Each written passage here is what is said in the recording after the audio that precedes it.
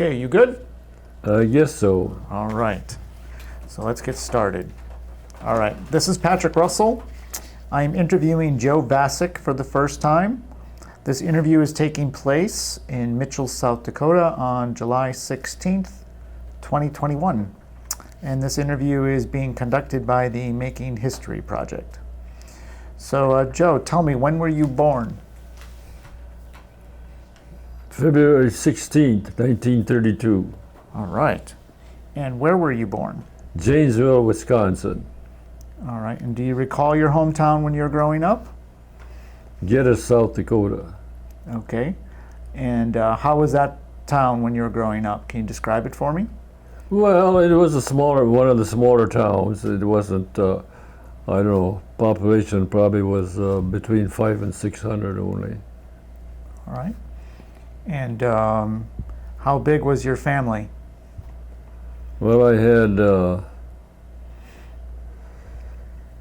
had two brothers and two sisters died in childbirth. Didn't even know them. So that would have been it. I got one brother passed away, and my youngest brother is Johnny. He's 15 years younger than I am. So he's quite a bit younger than I am. Okay. And what did your parents do? Farmed. All right. How big was your farm? Well, it's hard to tell. There was a little here and a little there. It probably had 1, 2, 3, probably 3.5 quarter, 3 quarters and an 80. Okay. And what type of farming? Well, some of it was still with horse farming. And then some of it, my dad bought a first tractor, brand new tractor. He signed up for it, and the guy got it for him. Nobody else knew he was going to get it. M Farmall. I think it was a 1948 or 9. And did you go to high school? Yeah, I went through high school. All right. What was the name of your high school? Geddes High School. First 2 years I just went for the hell of it. I shouldn't even say this. But I didn't. The only reason I went, I didn't want to be doing chores and all field work.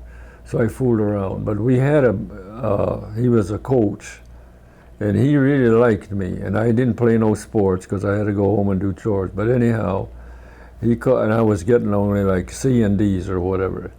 He said, called me up one day, Joe, he says, you wouldn't have to put much into it, but you could get A and B's. You're smart enough. You're just fooling around here. I said, that's what I'm doing. That's right. So I settled down, and my senior year, and what's the other one before that? Senior and Junior. Junior. I was getting A and B's. And I wasn't doing too much studying, but I was, it was all in me. And how do you spell the name of your school? Jeepers crepes. I think it was just Geddes High School. But how do you spell Geddes? Capital Geddes. Okay. And you said you didn't do any sports because you had chores. I had to go home and do chores. What kind of chores did you have to do? Well, we had quite a few hogs. I had to feed hogs. And then we had a few calves around, had to feed them a little bit, and chickens. And so only thing, 6:30, if I didn't have the chores done, I jumped into the house and had to watch the Lone Ranger.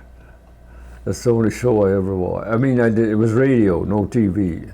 Listened to it on radio, and then I had to go out and finish my chores up. The Lone Ranger and Tonto. What? And Tonto. Yeah, Tonto, yeah. Uh-huh. Okay. What did you do after high school? Well, after high school, I farmed with my dad, and then I really wasn't making any money working for my dad. So I had a tractor bought, and then I bought that 4.0 corn planter, and I had a plow. So I did a lot of custom plowing and then a custom corn planting. And then I started working at Pickstown at the dam there. I'd farm all day long, and I'd go lay down at 6 o'clock. Never went to bed because I couldn't sleep. I was so tired, so I put the stuff on the floor, and I laid on the floor. I think for a few days I had to put an alarm so it would wake me up, and then I got up at 8 o'clock and headed for Pickstown, so I'd get there by midnight and work till 8 o'clock in the morning.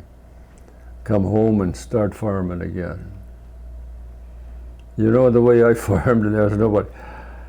I could run probably 7, 8 hours and get sleepy. So I stopped the tractor on the end of the field and I let it run, you know, it vibrated a little bit. And I'd take a hold of the steering wheel and I lay down on the steering wheel. 15, 20 minutes and I was just like brand new. Then I'd go again for 7 or 8 hours or whatever. Wow, sleeping on the job. And so I'm running 2 jobs, but of course that was what I made there. That was my own money. I had spending money because Dad would never give me no spending money for helping him out. So that's the way it was. Okay. But I survived it. But I only did that for about 6 months. That got pretty tiresome, you know. And the reason I couldn't lay in bed, because, you know, we had soft beds, you know, soft mattresses. It'd be so soft and I'd be rolling around, and about the time I fall asleep, it was time to get up. So I threw the stuff on the floor, and the minute I hit that floor, I just fell asleep right now.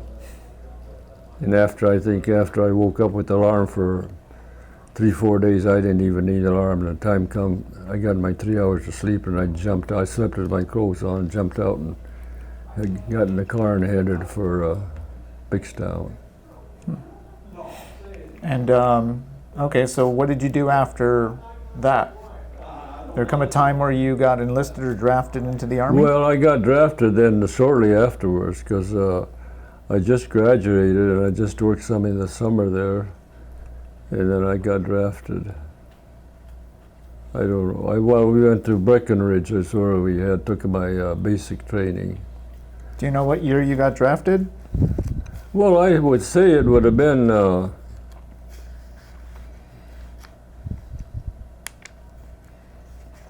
let's see,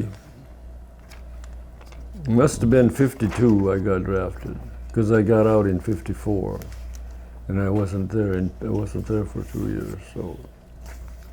And you got drafted into the Army? Yes. All right.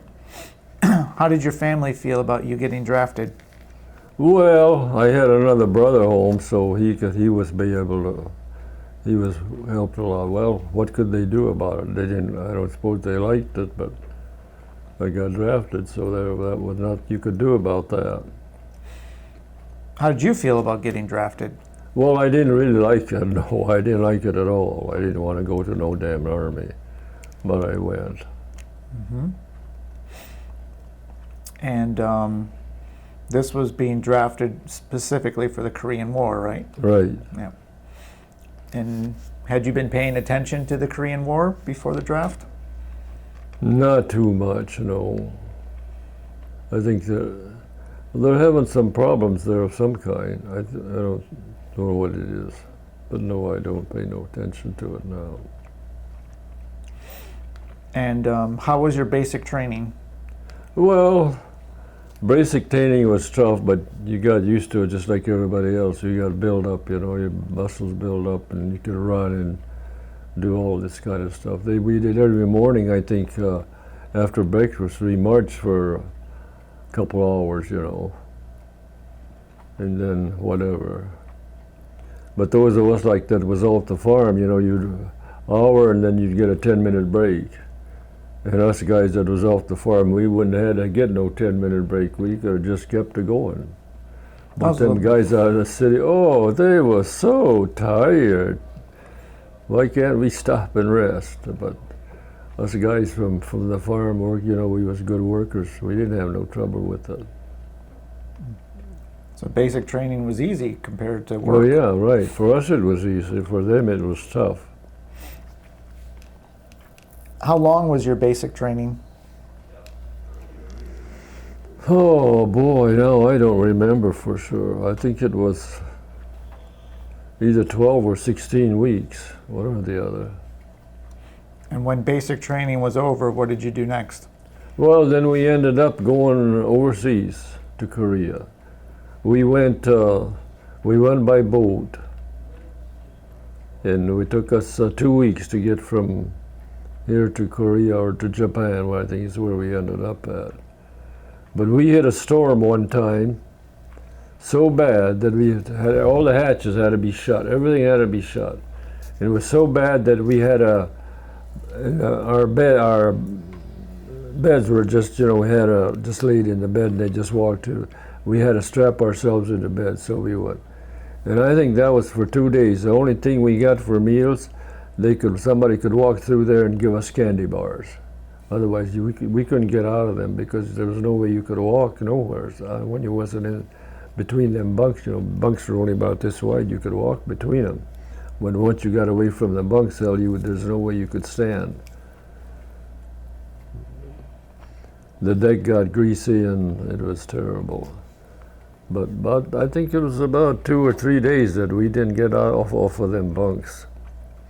I suppose we peed and crapped in our pants. I don't know. I don't remember that. It must have been messy.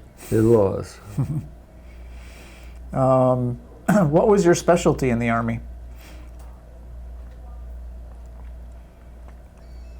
Well, I don't really know if I had any specialty.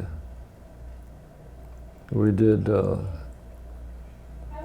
We trained all the time, doing all kinds of training, till the war started, till we got into the war deal.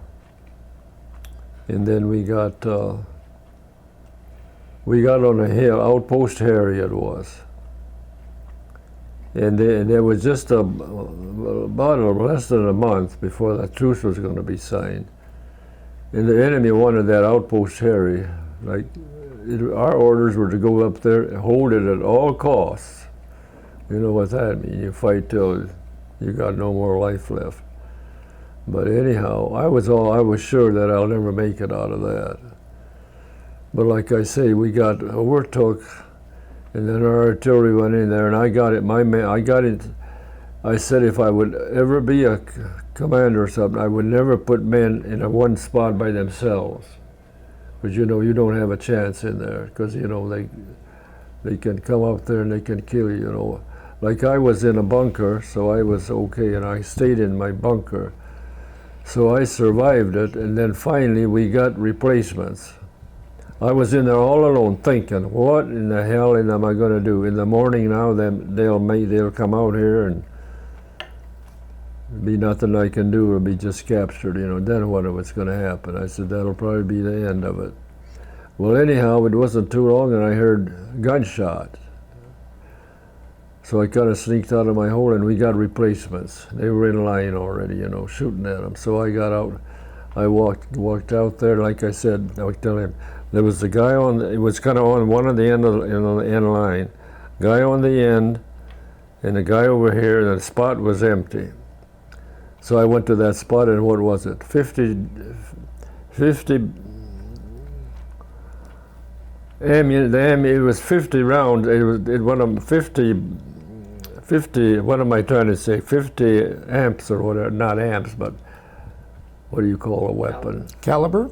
Caliber, yeah, 50 caliber. And of course I was shooting him, and the guy was waving a flag. He was waving about a 6-foot flag. And it wasn't too far away, And I didn't know this. They said, whenever anybody's waving a flag, they want to give up. See, they don't want to shoot. Well, I said, the hell with that. I rode to that gun, and I made rags of that flag pretty fast, and I don't know what I made of him. And I suppose I probably killed quite a few around him, because they were just solid one on each other. And then I reloaded, and there was about 2 or 3 flags further down, and I got rid of them too, so we didn't have no flags to worry about. And by God, I started thinning them out, and I don't know what the other guys were using, but me with that 50 caliber, 50 rounds, I tell you, put in a 50 round and it was empty, and another one, so I killed. I'm guessing that I must have killed, and I don't know, and I'm guessing that and if it wasn't for me, I don't think we'd have saved. I just said we'd have got saved, because I was blasting him away so fast that I could see him. I was thinning him out right in front of me. And so anyhow, I held them back, and I suppose, I don't know what the other guys did for them, but they probably did pretty good too. I don't know. But anyhow, we kept that up from probably 12:30 till almost morning, till daylight. And of course, by then they was all gone, because they left probably, I don't know, because there was nobody left when we was still shooting. And so they said anybody from the 3rd Division can go down and eat. How many? One, me. I was the only one left. So I go in, and then there was the 2 of the other guys from the other outfit that did I don't know how come they went. I suppose I never talked to them or nothing, but they went with me because they thought maybe they'd get out of fighting or something. I have no idea. I didn't talk to them or nothing. So when he got down there and we ate, and boy, we had a hell of a good breakfast, and then had eggs and toast and bacon, and then I got done, and he says, "You want any more?" I says, "By God, them eggs are awful good. I'll take a couple more." So I took a couple more and ate them, and then what in the hell?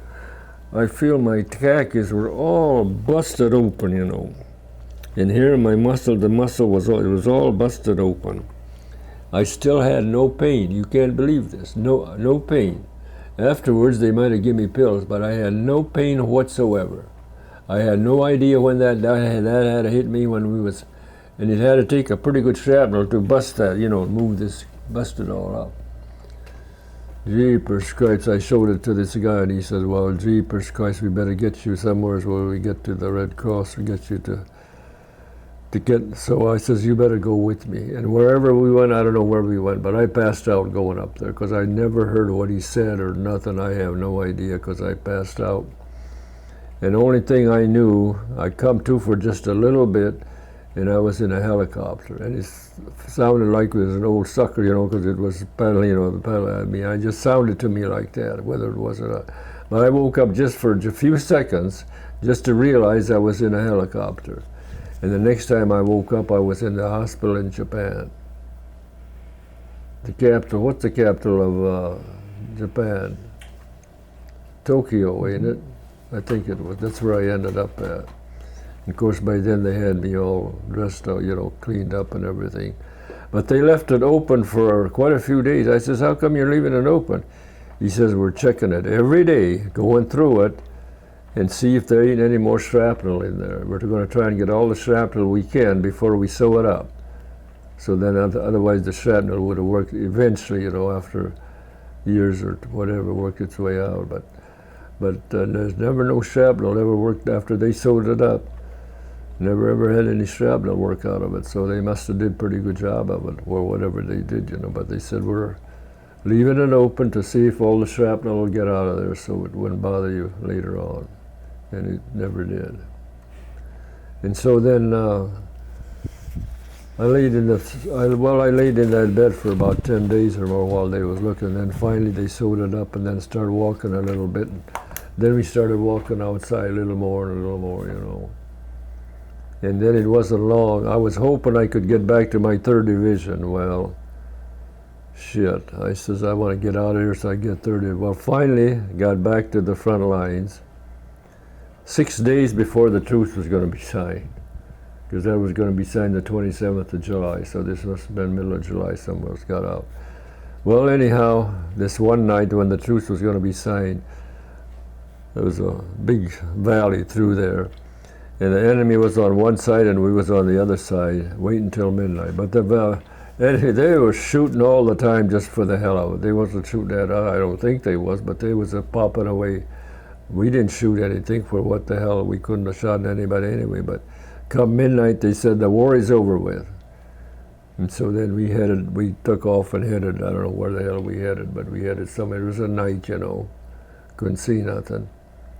And after that, I don't remember anything, because whatever it was, that's where we was. And then I ended up on the front lines about 5 days, like I said, before the truce got, after the truce got signed and they could shoot. Well, we never was shooting, so then, I don't know, we walked hell knows how far, and I don't know. Then I was stuck with some other outfit, and then from then on, they had, it was nothing but brush and this and that, but at night, the big shots they'd pick out a spot here, and then they'd pick out a spot that we would march all night and head to that certain spot. I don't know how they ever made it, because I mean, you couldn't see nothing. But anyhow, I was sergeant first class, but what did they do with me? They put me at the end of the line. And I says, no way. I told the next 3 guys ahead of me, I said, we're putting our bayonets on, and we're going to march right together. Because if there's somebody in the side there, one guy, hell, they could attack a guy and you'd be done for. They could. But I says, if there's like 3, 4 of us, we got a chance. So we did that every day, and I says, don't tell nobody nothing that we're doing that, because you're supposed to march 8 feet apart. So we did that after it got dark, and we started marching. We all got together, you know, put our bayonets on, but by morning, wherever we had to go, that's where we ended up at. How they ever did it, I suppose they had compasses or something, you know, whatever they did it with. But we did that for a few nights, and then it wasn't long after that, I had Red Cross called in and said I had 2 aunts that were dying. Well, one aunt I knew real well. I used to take her food and this and that. The other aunt I didn't really know. But they wanted to get me out so I'd get to the funerals. Well, you know how slow they are. By the time I got out, they was both gone. So I didn't get to need the funeral, you know. So then I was just waiting. I suppose now I'm going to get a letter to report back to duty, you know. Well, one day I almost fell over. I got a letter, and it says, report to so, and I don't know where, but I got so excited. Report to so-and-so somewhere, wherever it was, I don't know. Come and get your discharge. Oh, I tell you, you never know how good I felt when I heard that I'm going to get my discharge. Just to get up there and get my discharge. And then I headed for home. So that was the end of the war. So where was Outpost Terry? Do you know where in Korea that was? Well, it was close to there was South Korea and North Korea, and it was pretty close between the North Korean side. It was right in there somewhere. I looked it up on the map. But that's why I went to see the movie, because I kind of wanted to see where it was, because, you know, when you're on the ground, you don't see nothing. So when I got in the movie, there was this hill, and Outpost Terry, the one what they wanted was way up here on the hill, and there was an outpost here and they never did say what was out, but that they wanted that Outpost Terry. They wanted it real bad before the truce was going to sign, so they have more leverage at the truce, you know. They'd have, you know, they want to say, you know, they'd have more leverage when they had to sign the truce. That's what I heard. That's all I heard about it. Do you know if it was north of the DMZ? Boy, I can't tell you that. I don't know. I never even paid any attention when I was on I think it was right close to the DMZ. Right close, because that's why they wanted it so bad. But every night, they said they never cleaned, the guys never got to clean, you know, the way it always, I understood it. I was wounded, so I wasn't, but they never had it. Every day they brought reinforcements, you know, they did. And they got to clean the trenches out enough so they could make them a little deeper every night, because he was going to get attacked every night. 10 nights in a row they got attacked. 12 or 10 nights, yeah. Well, anyhow, so the bodies all ended up, so in the middle of that, when the body, you know what happens to the bodies after they get 5, 6 days old. So they piled them all up, and this is about where I walked out. They piled them all up and set them with that stuff that burns. Put that on it and burned them. They had a hell of a fire burning all them bodies. They was all together piled up. Whose bodies were they? Well, ours and theirs. A mix. They just picked them up. They couldn't do nothing with them. They threw them out of the trenches, you know, and piled them up on a pile and then burned them. And that's about when I walked out. Then after that, there wasn't much of the movie left. But but they didn't, and like I said, if I'd have been there, I'd have been in that pile, and I wouldn't be here, that's for sure. But I was lucky that I never got killed, you know. I was in my hole. So somebody was watching out for me. You mentioned the burning of the bodies in the movie. I mean, did you see this? Yeah, we saw that. But you saw that in Korea? Yeah, in Korea, right in Korea. They piled them up. Here was the trench where they were in, and they just piled them up not too far from the trench, and they had a pretty good pile. I don't know how they got them so high, That's what I couldn't believe. I didn't think they'd have them, but they looked like they had a pretty high pile. And it was their soldiers and ours all mixed together, and it was all burned. Were those Chinese soldiers? Well, I think they were, a lot of them. See, so I was lucky I got hurt because they told me that morning, they said, anybody from the 3rd Division go down, he says, you're done here with us anymore, because I was go down and eat, so I did, but I was the only one left up on that end. I don't know how many were left on the other side.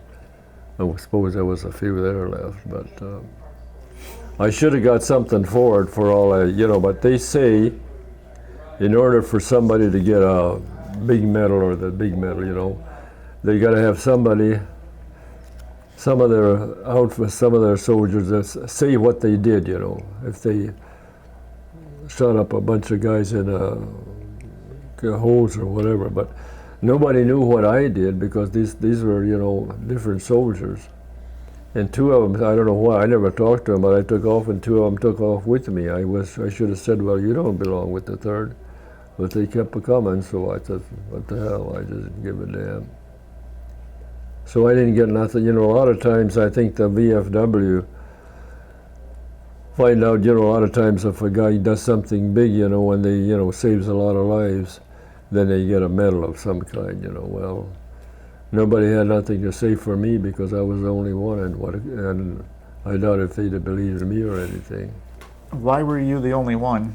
Because I was the only one left. All your other colleagues got killed? I had 9 men under me when they were all killed. So my 9 men were all killed, and the other was 2, They was 9 men was with me, but they were all dead. So they didn't, but it was just me left to go down. So there you can see I was awful lucky to be only one left out of all that. But see, the way I saw it afterwards, they said one guy here, and had a kind of thing, the one that he was standing in that, and the one over here and one over there, Well, hell, they could sneak up on him and shoot him from either side, But they might have got shot with our own artillery. But I'd have said from now on, there would be in a pit in a hole of some kind, dug into the ground or something, so they wouldn't be there standing like in the open. I had that in my mind. I said, if I ever run into a situation like this, it'll be different, but I never did, so. But anyhow. You said that you were in charge of 9 men. What was your rank at that point? Sergeant First Class. Okay. I had 3 stripes on my thing, and I got them in 20 months. And I was up for the 3rd when I was up for Master Sergeant. If I'd have been there another week or 2 or less, I'd have had my 4th stripe. But I'd have got it if I'd have went back, but I didn't go back. So I said, the hell with the stripe. And were you in charge of a weapons platoon, or No, I was just in charge of these 8 men. I was a squad leader.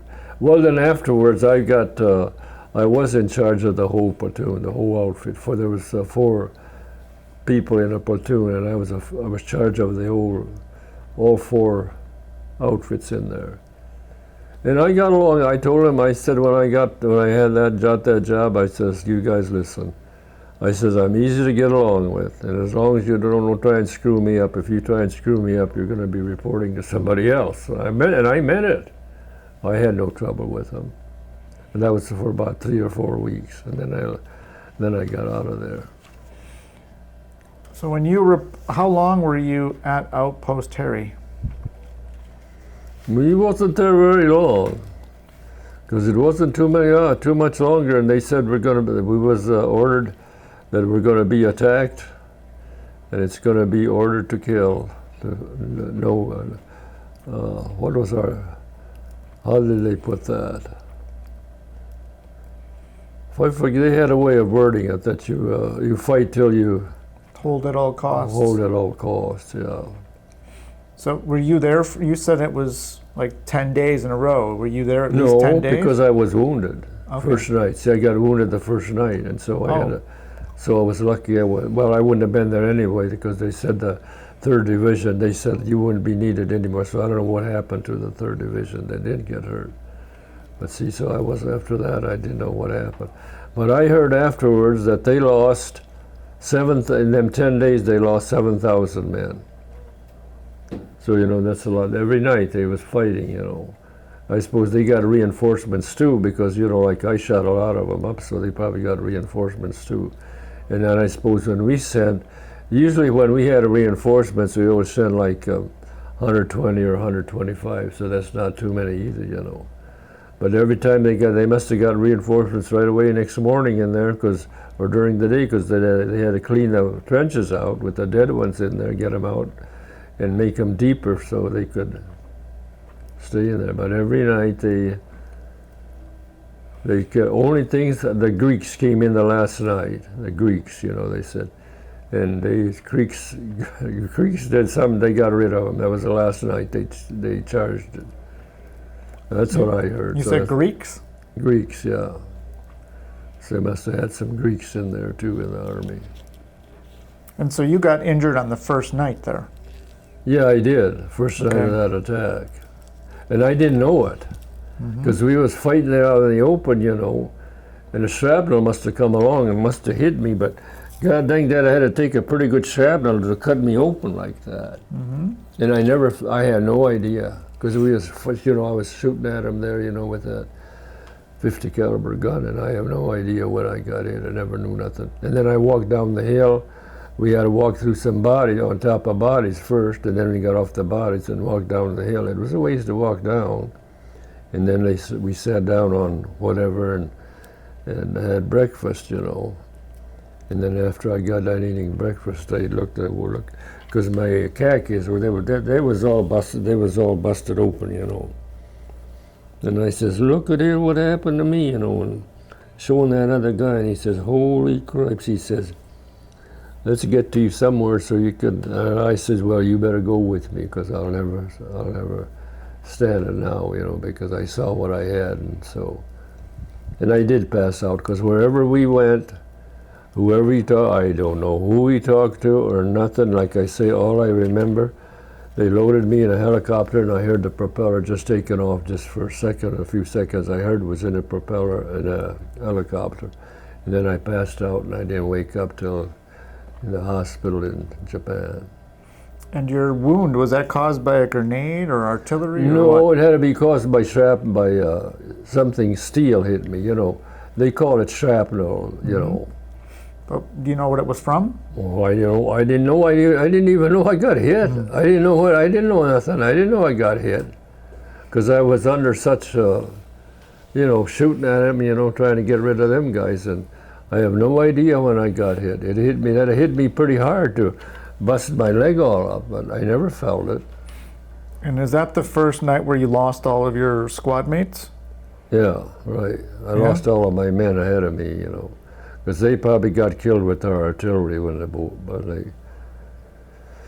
when they took us over, and of course those of us, and then their artillery, I don't know how far back, but they could shoot that artillery a long ways and get it where they wanted to, and they just shot it right along, the trenches, and I mean, everything.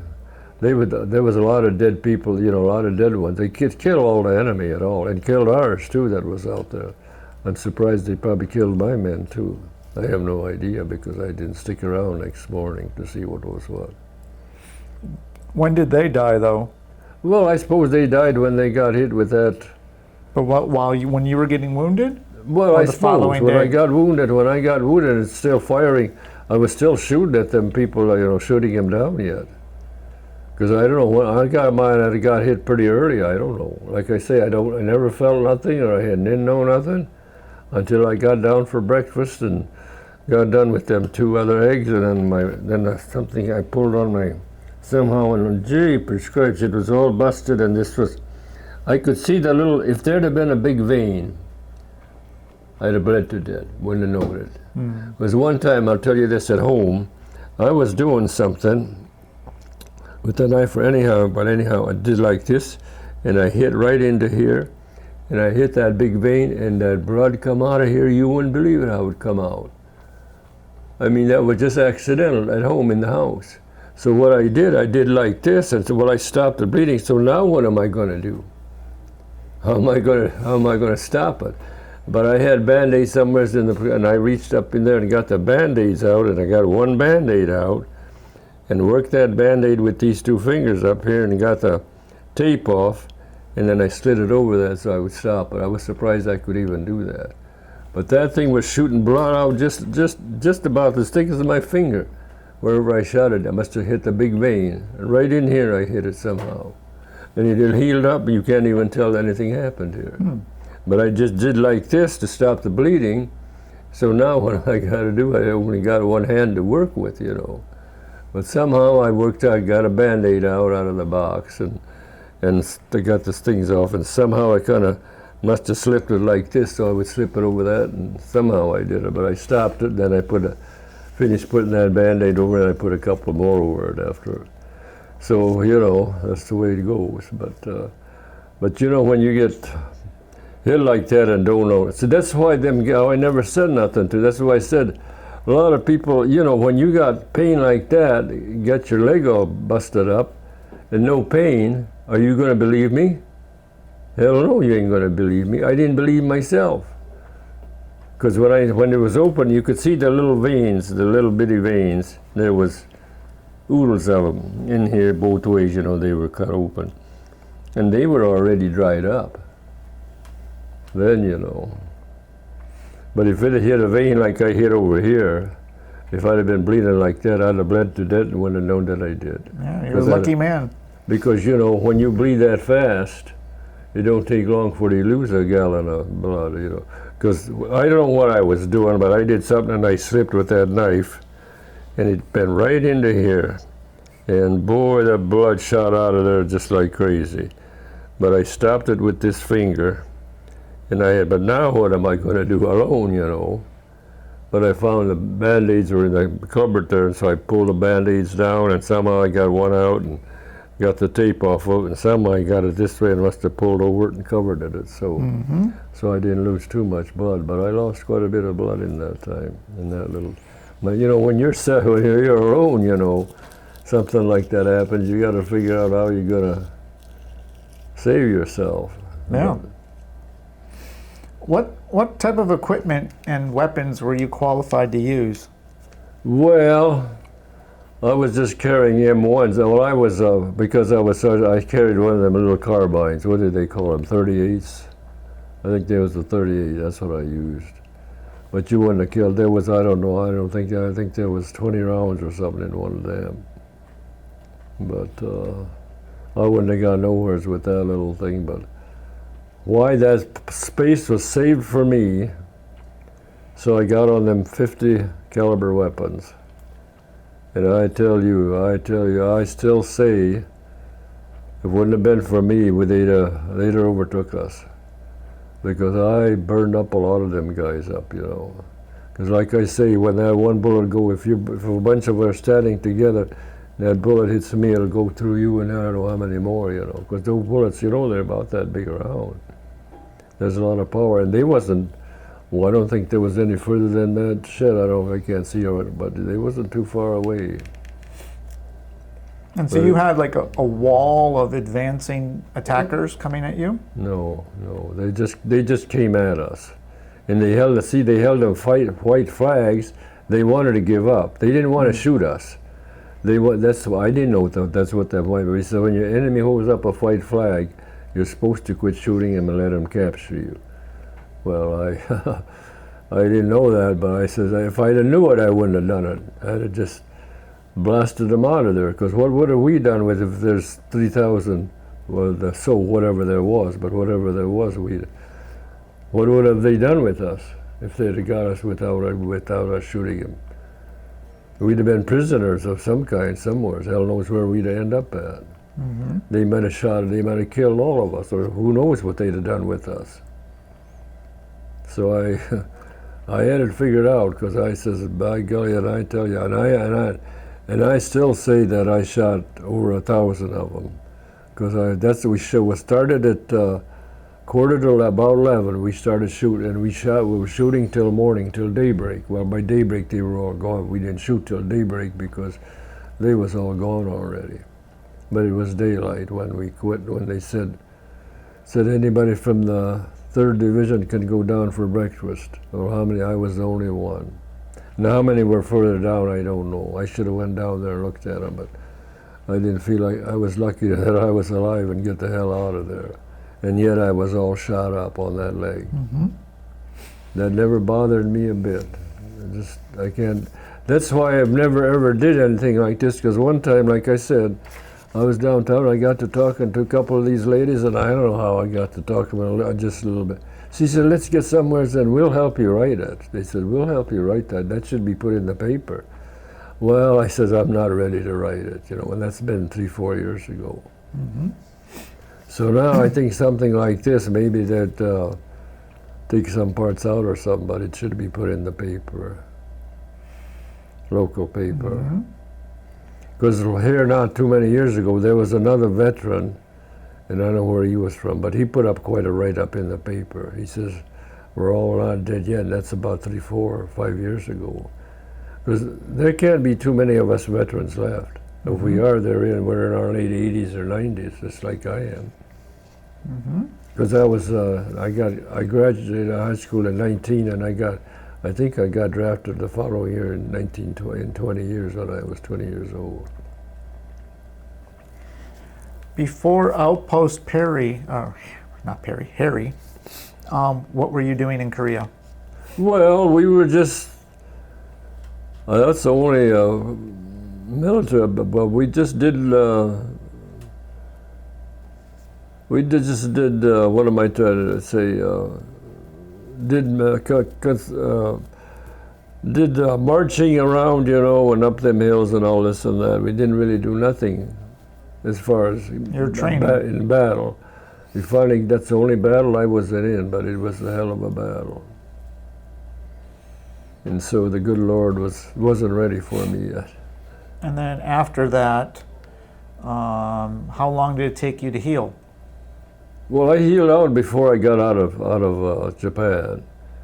It took about almost 3 months, about 2.5 months.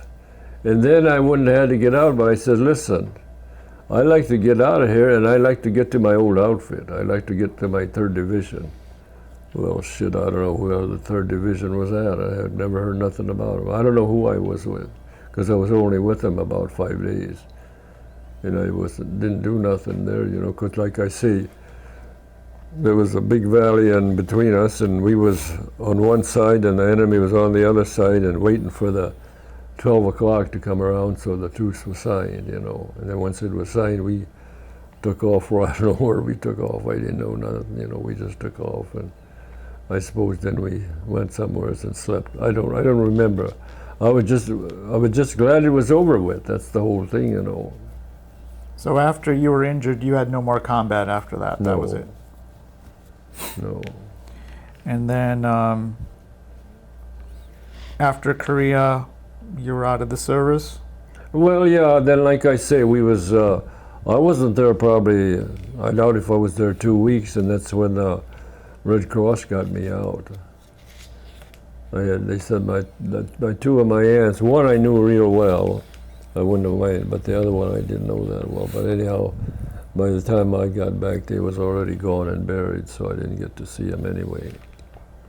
But then that's what I was thinking. Now I'm going to get orders to get back to finish my 4 more months, Well, instead of that, I got orders to go, and I don't know where I went. It's on my discharge papers where I went and got my discharge paper to come home. About how long were you in Korea for, do you know? Well, I was 20 months, I was in service 20 months altogether, so I couldn't have been in Korea too many months. I suppose I got out in, what was it I said? We got out in June. June 10th is when this thing took place. June 10th at about 10:30 at night is when they attacked us. That I do remember, but then after that, so anyhow, yeah. But most of the men, our men, were mostly all killed. And how many were? There was a sergeant on the other side too, like me. And I guess they had hand-to-hand combat, and he survived it. He did get the biggest medal you can get. What do they call them? the biggest medal you can get. The Medal of Honor? Yeah, Medal of Honor. He did get it, but then he was there with them, and I guess they was doing quite a bit hand-to-hand combat. I didn't really do no hand-to-hand combat here. Well, I was in the hole, and so I didn't have to do any hand-to-hand combat, but we got. But then when I was in that hole thinking, what in the hell is going to happen to me in the morning when they come and attack us? I says, I'll just be a prisoner or probably be dead. But we got the reinforcements, and so then that made the difference. And I got on those 50 caliber weapons, and I tell you, I killed a lot of them, I know that. I would guess over 1,000 maybe. Because when you're shooting that for quite a while, you're killing a lot of people. You heard the phrase "war is hell"? What? Have you heard the phrase "war is hell"? Well, it is, yeah, it's hell. Do you agree with that? Well, I do. Because I was only in it that one night. That's all I was in it, actually, but that's what happened, And I got wounded, and so that was it. That was the end till I got healed up again, and then I come back for probably 2 weeks before the war, before it was signed, the 27th of July. Now, why would you say war is hell? What's your reason? Well, just like getting shot up, not even know it, I could have got shot up at that Fraternal, and I could have fell over and, I'd had pain or whatever. But I was fighting, shooting so bad that, I had no idea that I got hit. I had no idea what hit me or how it, but it had hit me pretty damn good to cut me open like, this and that. This was all opened up, So the guy was so tense in fighting that you didn't think of getting hit, I had no idea that I got hit. Probably your adrenaline. Until next day after breakfast, then I thought something was pulling on my khakis, and jeepers cripes. That guy looked at me, says, well, I better get you somewhere where you can get taken care of. I says, well, you better go with me. Because I says, I don't think I'll make it, and I didn't. Because we must have not went very far. But anyhow, I suppose he helped me get along, and then I never heard him talking to anybody and tell him we got to get this guy somewhere to get taken care of or something like that. I never heard any of that. But all I heard when they loaded me in that house, I just heard it for a few seconds. I heard the propellers, they were right about me. I just heard them spinning a little bit, and then I passed out again. So that was all. I was alive for that night. Or alive, or, come to anyway. Did any of the experiences from the war affect you when you returned home? Oh, I had a girlfriend that I was writing to. And I wrote her because I knew we were going to end up on this, to protect this hill. And they said that there'd be like 3,600 against us. And I wrote her, and I shouldn't have probably wrote her, but I did write her. I wrote her, honey, I'm not going to write to you, and I don't know if I'll make it or not. I don't think I'll make it. But anyhow, after we got out, and shortly after we got married, and I used to dream, I jumped right out of bed and pretend I was shooting that gun, She says, how come you got, I says, well, I think they're shooting me. They're shooting at me. I jumped right out of bed, no kidding. And I did that for quite a while till finally she says, by God, she finally got a hold of me, She says, you're not going to jump out of bed all the time, But I dreamt about it for quite a while. I finally got over it.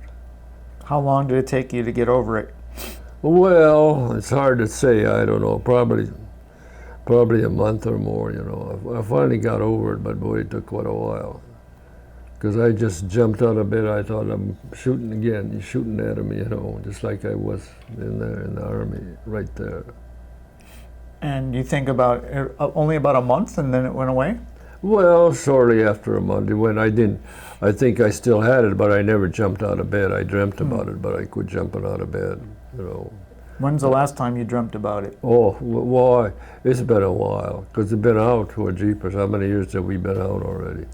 I suppose it took about close to a year before I quit dreaming about it, you know, but I quit jumping out of bed long before that, so.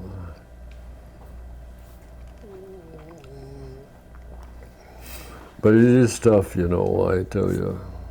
What about your leg? Does it still bother you, or No, did it ain't healed? bothering anymore. It healed up. I was trying to get some pension on it, but they said as long as it isn't bothering. I'm getting 90% anyway, and if I could have got 10% on my leg, then I'd have had 100% disability. Well, he says we get it on your leg and then they'll take it off your back or something, so I get 90% anyway. Well, it's a good thing I am because I'm not getting any Social Security. So the wife and I got married, we was farming. That was back in, we got married in 55.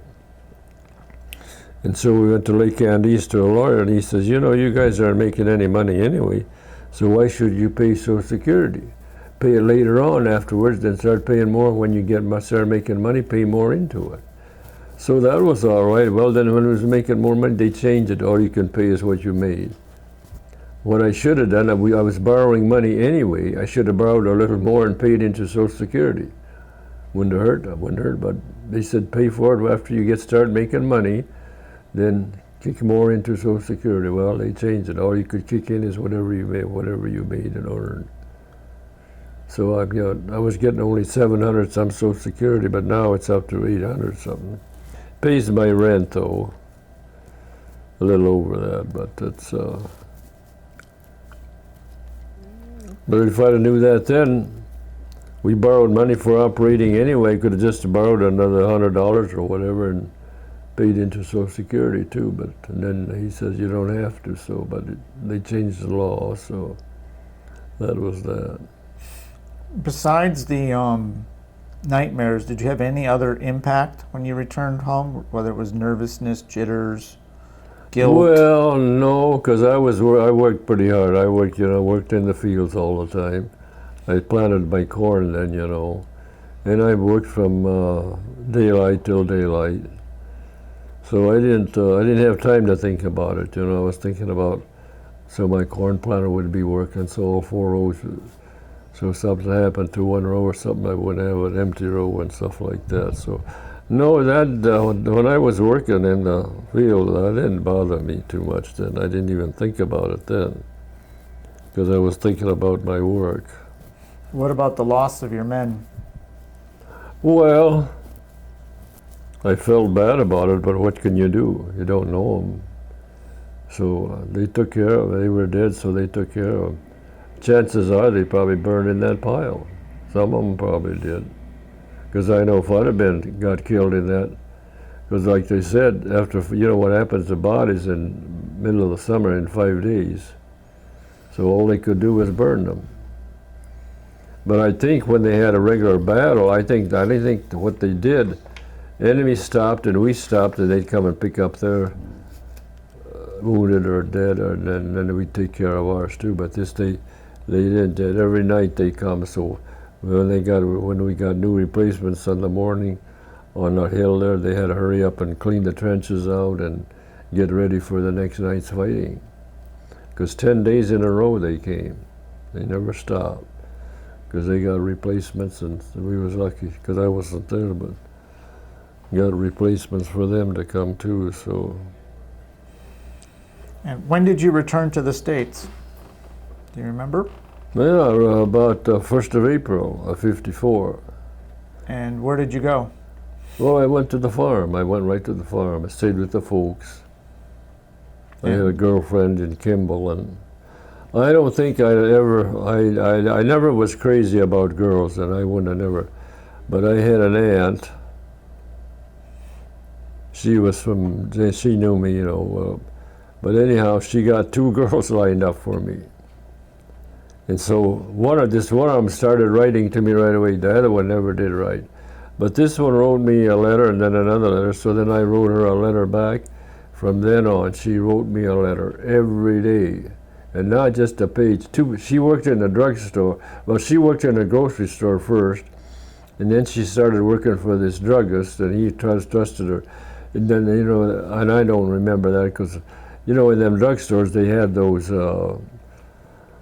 Well, you know, they had them fancy sinks, you know, where they could make all kinds of drinks and stuff. And he still had it in that store. It was getting old, you know. It was out of, you know. But that's what, you know. And so I suppose she was making a lot of drinks for a lot of guys, you know, good chocolates and whatever, you know. So she could have had a lot of friends if she'd have wanted to, but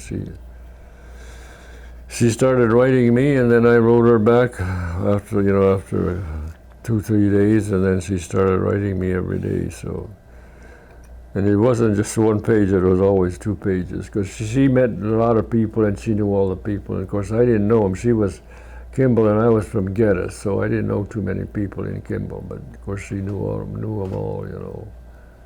So I suppose she visited with them and made them drinks and whatever. Whatever happened to her? She died on me. She's gone. She'll be 11 years in December. She got cancer. Did she turn into your wife? Yeah. Oh, that's what I was wondering. Yeah, she turned. Yeah, we got married short after I was out. We got married the 1st of 1955. Was it, what month was it? May or something? But it was 1955. We got 1st of the month, and so. Okay, well, that was a good story. So Yeah, she it wrote was. to you, and you returned back, and girlfriend turned into a wife. Right. But then anyhow, we lived in, she had to quit working in Kimball, and so she would, you know, come and stay with me and cook for me and this and that. But that druggist, he wanted her back so bad, he says he could trust her with whatever, you know. And he wanted her to come back. Well, her folks were her mother was living in Kimball, so she come out to Kimball and stayed with her ma for a week or so. And so, but like she said, she couldn't do that all the time. But one time she got caught she was going to come home and she got caught in a snowstorm, about halfway between Kimball and Geddes on Highway 45. And it was just lucky. It was snowing a beat hell, and there was a farm right there close, and she turned and got into that farm, and that's where she stayed. Otherwise, if she'd have been out somewhere in the middle of the road, she'd have been sitting in the vehicle for hell knows how long. But she knew enough when she was by that driveway of that farm. She turned in there and drove in there and stayed with them.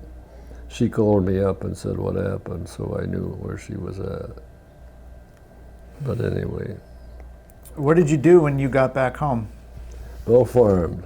You I went back rented to more. farm. Well, then we got married and we moved on a farm there, and there was an old, the farm, the house wasn't even, you know, at that time they used to plaster them, and the plaster was all gone. And we hired a guy that he said he'll plaster it, but shit, he fooled around, and Ellen says, can't you try it? So my dad, he mixed up the stuff, and I started in the back bedroom, you know. And it wasn't too bad, but it was, I think, 3 or 4 rooms, and big rooms. By the time I got done, I was pretty good at it, you know. It was pretty smooth, you know. You would never say. But that guy would have never showed up, and so we got it plastered. And my wife was pretty fussy with the house, you know. She wanted everything halfway decent, so.